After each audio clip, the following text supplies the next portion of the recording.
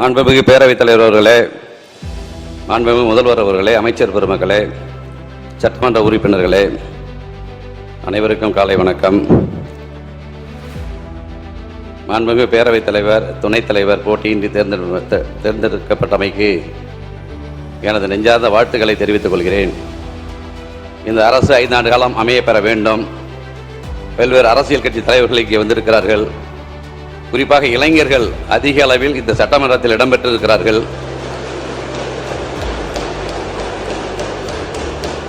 ஒரு நாட்டின் எதிர்காலம் இளைஞர்கள் கையில் இருக்கிறது என்று சொல்லுவார்கள். மாண்புமிகு முதலமைச்சர் நல்ல இளைஞராக இருக்கிற காரணத்தினால்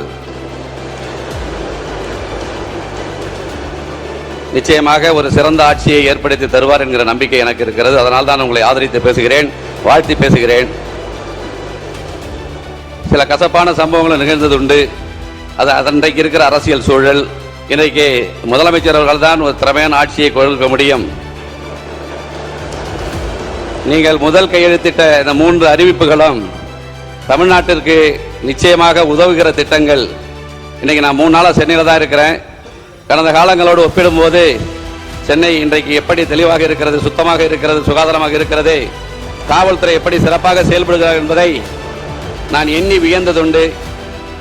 நிச்சயமாக நீங்கள் நல்லாட்சி தர வேண்டும்.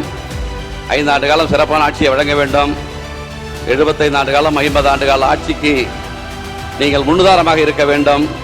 இளைஞர்கள், தமிழ்நாட்டு இளைஞர்கள் உங்களை நம்புகிறார்கள், நாங்கள் உங்களை நம்புகிறோம். நீங்கள் முதல் அறிவிப்பிலேயே என்ன எதிர்பார்த்தார்கள் மக்கள் என்றால், இலவச அறிவிப்புகள் 1000 கோடி 10,000 கோடி என்று அறிவிப்பீர்கள் என்று எதிர்பார்த்தார்கள். உண்மையான மக்களுக்கு உதவுகிற திட்டங்களை அறிவித்த உங்களை நான் பாராட்டுகிறேன், வாழ்த்துகிறேன். உங்கள் அரசு தொடர்வதற்கு என்னுடைய ஆதரவினை இதன் மூலம் நான் தெரிவித்துக் கொள்கிறேன். அனைவருக்கும் நன்றி, வணக்கம்.